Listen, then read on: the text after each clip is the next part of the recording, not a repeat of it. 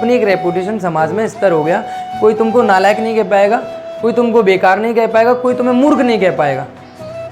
लोग आपको जीनियस समझेंगे, लोग आपको मेहनती समझेंगे, लोग आपको आपसे सीखने के लिए कुछ कहेंगे, लोग आपके विचारों को पढ़ेंगे।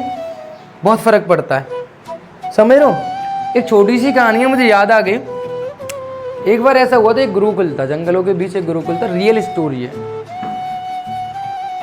अब उस गुरुकुल में एक गुरु थे जो शिक्षा दिया करते थे। तो वहां पर जितने भी शिष्य थे सबको शिक्षा दे रहे हैं गुरु। लेकिन वो एक गुरु थे, वो एक उनका शिष्य था और उस शिष्य को वो डेली ऑब्जर्वेशन करते थे, पूरे परिश्रम से पूरी मेहनत से उसको पढ़ा रहे हैं, लेकिन उसको समझ में कुछ नहीं आता था, बिल्कुल समझ में नहीं आता था कुछ भी। गुरु ने एक दिन बुलाया उसी शिष्य को कि बेटे तू अपना हाथ दिखाना। तो गुरु ने उनका हाथ देखा, हाथ देख के बोले कि तू व्यर्थ है तुम्हारा यहाँ समय बर्बाद करना, तुम्हारे हाथों में तो शिक्षा की रेखा ही नहीं है, विद्या की रेखा ही नहीं है, आप तो विद्या गेन ही नहीं कर सकते, आपको तो अर्जित ही नहीं होगी। आप समय बर्बाद ना करो, आप घर चले जाओ, कुछ और कर लो जो करना।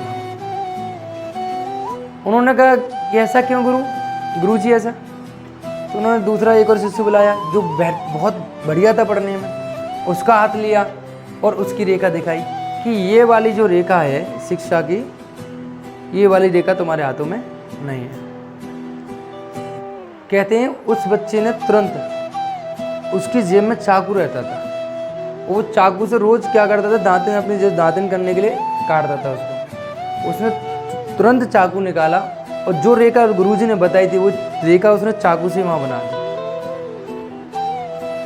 और हाथ से खून बहने लग गया। गुरु इस दृश्य को देखकर समझ गए कि ये बच्चा शिक्षा से कोई रोक नहीं सकता, ये सफल होकर ही रहेगा। ऐसे पागलपन वाले भी लोग इसमें उत्पन्न होते हैं दुनिया में, जिसको महर्षि पाणिनि के नाम से जानते हैं।